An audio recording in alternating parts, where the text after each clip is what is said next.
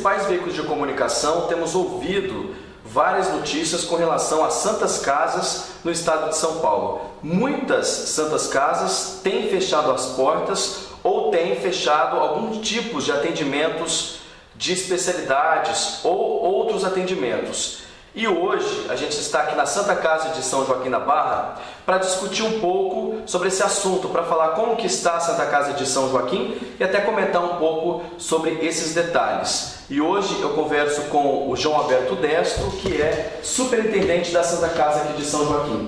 Destro, obrigado por receber a gente hoje aqui na Santa Casa para falar um pouco mais sobre essa situação que acontece no estado de São Paulo e também a gente tem notícias de que a região está passando por esse tipo de assunto. Muito obrigado por receber a gente aqui. Eu que agradeço a oportunidade, mais uma vez, de poder estar falando e falando para a população nossa, esclarecendo alguns dos detalhes que às vezes a população desconhece. Então é bom sempre a gente poder estar falando sobre esse assunto tão importante que essa semana, inclusive, em pesquisas feitas no Brasil, saúde é o item de maior preocupação do brasileiro, depois do Datafolha, isso, seguida de segurança. Então ainda as pessoas se preocupam, hoje o item número 1 de preocupação do cidadão brasileiro é a saúde.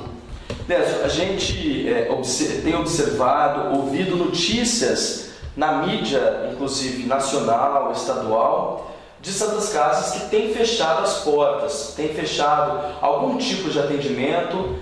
Em São Paulo mesmo a gente viu essa semana uma matéria que mostrava que São Paulo, algumas santas casas de São Paulo, pararam com atendimento de obstetrícia, né? Que seria a questão de gestantes e também partos. Como que você tem acompanhado essa situação dessa? Então, olha, isso é muito interessante, até o que aconteceu agora, para que a gente possa estar falando. Eu venho discutindo esse assunto em vários segmentos, não em São Joaquim da Barra, eu faço parte de vários grupos de discussão da área da saúde, e a gente tem dito nesses encontros.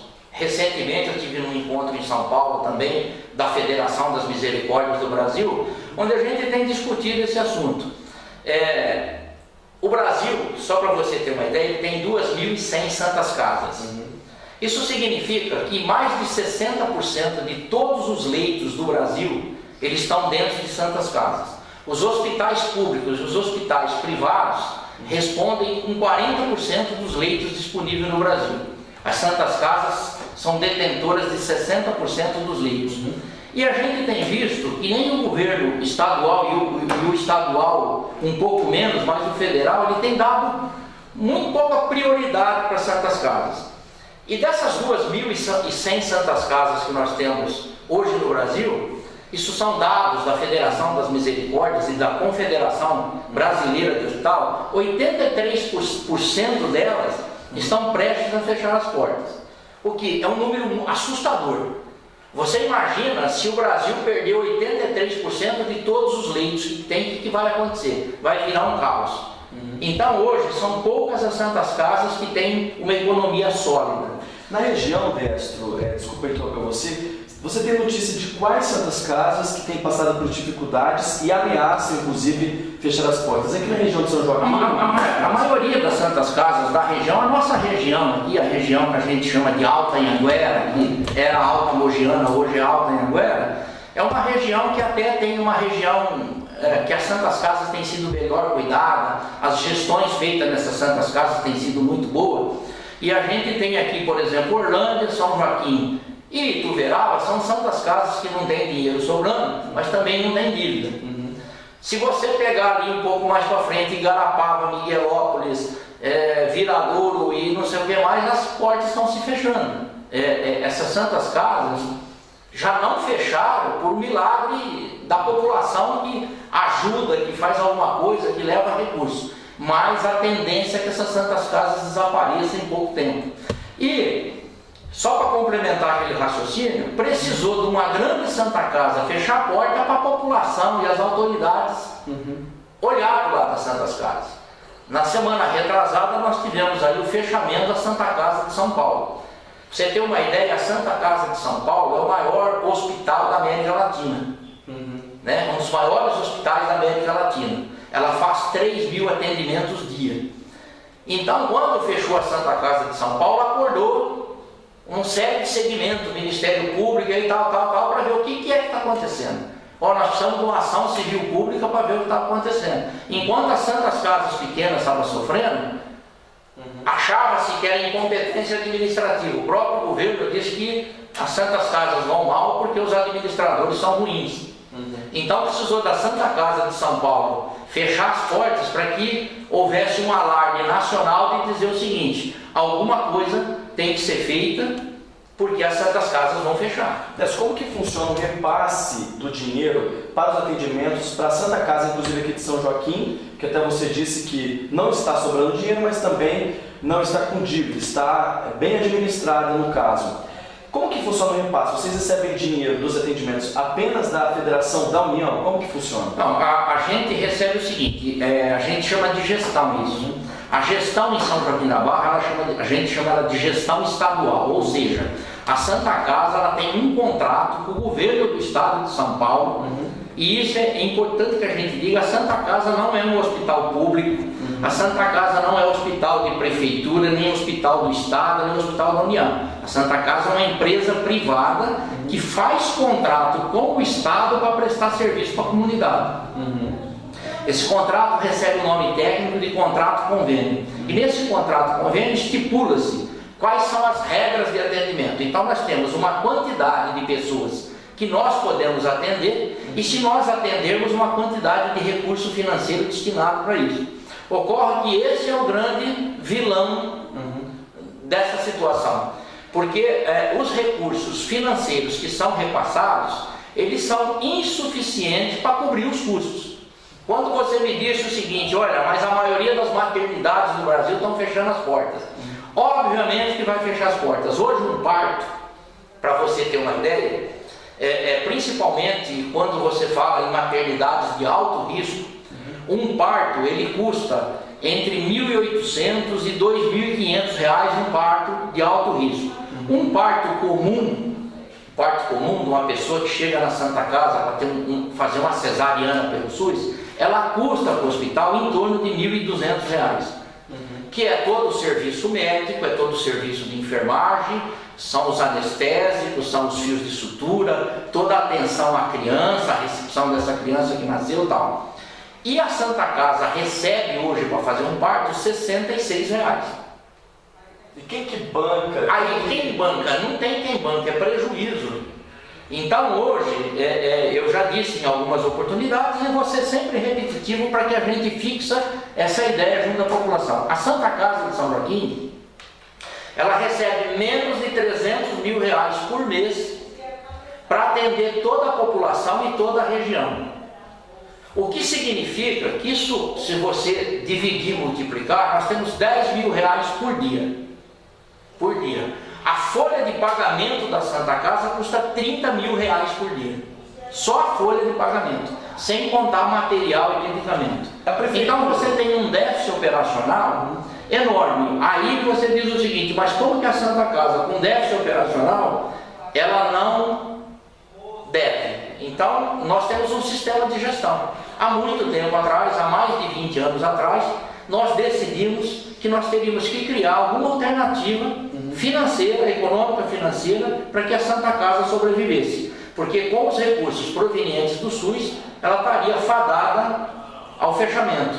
E hoje, quem banca a Santa Casa, na verdade, é o plano de saúde. Então, não só o plano de saúde da Santa Casa, mas são os planos de saúde. Pela lei de filantropia, a Santa Casa tem que disponibilizar 60% dos serviços para o SUS. E os outros 40% ela pode usar como particular e privado.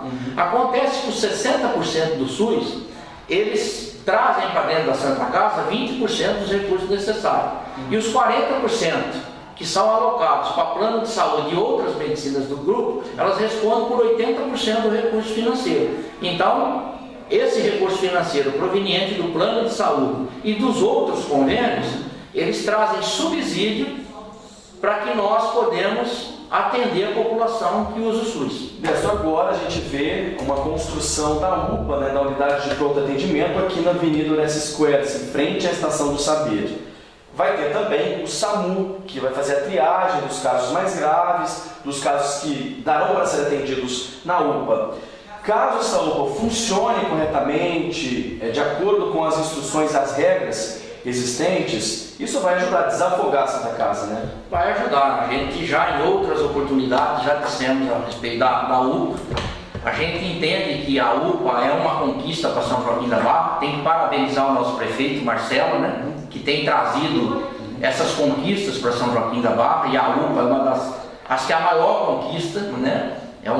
Além de ser uma construção de grande porte e como você disse, ela funcionando nos moldes que ela foi criada, ela tende a desafogar o ambulatório do hospital. Quantos por cento vai cair o atendimento na Santa Casa? Olha, não dá para saber, porque na verdade, hoje a Santa Casa, ela faz em torno de 250 a 300 atendimentos dia em ambulatório. No SUS? No SUS, só no SUS, isso. Depois tem mais outros 300 atendimentos que são de planos de saúde. Quantos por cento deve cair a expectativa pelo menos? Eu acredito o seguinte, como desses 300 pessoas que passam na Santa Casa, menos de 20% é urgência e emergência, a gente acredita que a tendência da população, com o tempo, óbvio que isso tem que ser feito um trabalho gradativo, devagar, essa população começa a frequentar a UPA, e isso alivia o hospital, não só financeiramente, mas ela alivia o hospital no ponto de que nós precisamos de ter um pouco de tranquilidade para atender as pessoas que vêm aqui. Um atendimento também mais humanizado por parte dos médicos, vai dar para conversar com o paciente, um atendimento melhor, porque hoje o médico também não tem tempo. A gente reconhece, a gente tem recebido algumas críticas da população, e eu faço coro, né, nessa voz de que não é a 8ª maravilha do mundo isso aqui. A gente tem muito para melhorar, a gente tem feito tudo para melhorar. É como eu disse, se você pegar das 2.100 Santas Casas, a Santa Casa de São Joaquim está entre os 10%, as 10% das melhores Santas Casas.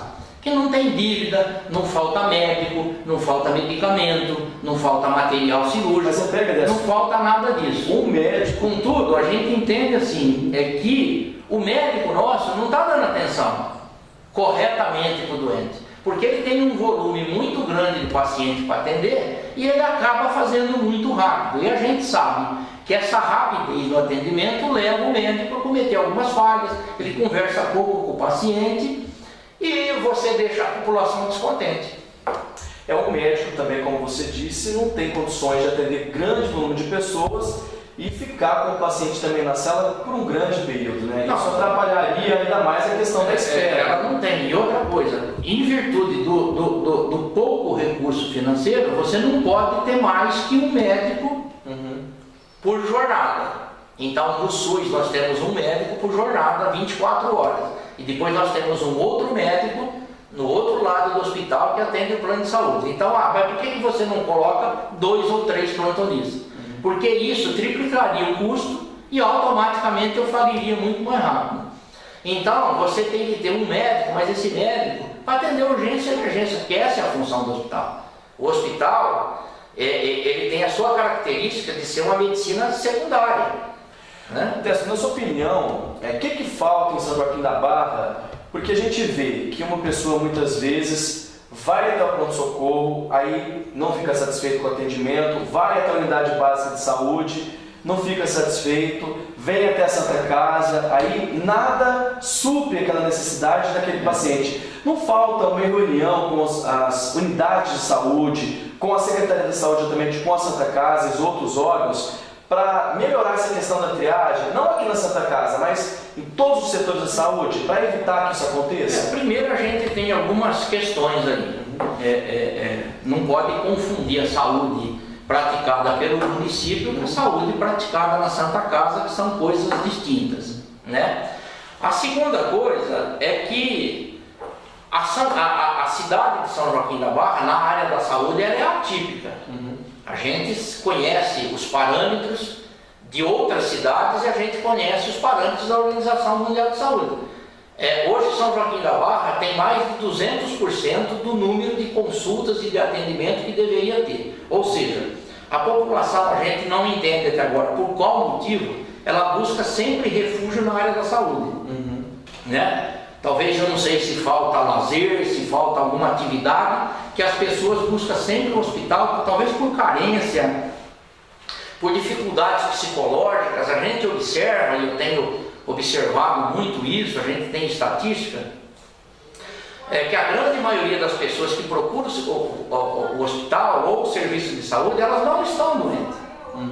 Elas têm às vezes problema psicológico, o filho está dando trabalho, o marido está com problema e ela vem descarregar sempre na área da saúde. Vício em remédio também às vezes, né? Além disso, é viciado em remédio. E você vai juntando todos esses fatores, e esses fatores levam a você ter uma grande quantidade de pessoas que não teriam necessidade de estar dentro das unidades de saúde e indo para as unidades de saúde. Um outro aspecto é que, se você pegar as unidades básicas de saúde, e se você pegar o pronto-socorro, ela não está equipada e nem aparelhada para determinados atendimentos. Então a população, ela se sente mais segura vindo no hospital, porque se ela chegar no hospital e fizer uma consulta, e essa consulta gerar, por exemplo, um exame de laboratório, o hospital tem o laboratório para fazer o exame de imediato. Se ela necessitar de um exame de raio-x, um ultrassom ou qualquer outra coisa, ela já sai dali e faz. Enquanto que nas unidades básicas de saúde, e nem é o papel da unidade básica de saúde ter esses equipamentos. Então ela fala o seguinte: já que eu vou ter que fazer esses procedimentos, eu já vou para o hospital. E também a questão cultural. Em São Joaquim da Barra, eu estou há 20 anos aqui, vim de cidade grande, eu vim de Ribeirão Preto, onde você tem uma certa hierarquia na saúde. Você passa por alguns segmentos, uma triagem, até você chegar no hospital. A cultura em São Joaquim da Barra sempre foi colocada que o hospital trabalha de porta aberta 24 horas por dia. E a população, obviamente, acaba vindo para o hospital. Porque não dá para entender, Décio. Muitas vezes a gente observa, a pessoa está com febre, dor de garganta, fica o dia todo, que não seria um atendimento de urgência e emergência, nessa situação. Ainda que 2 dias à noite, a pessoa vem procurar atendimento na Santa Casa. São atendimentos desnecessários para a Santa Casa. Exatamente. O que a grande procura da Santa Casa. O indivíduo está resfriado, o indivíduo está com dor de garganta, o indivíduo está com febre. Daria para isso não é atendimento para o hospital. Isso deveria ser atendimento que deveria ser feito lá na unidade básica de saúde ou então no pronto-socorro do município.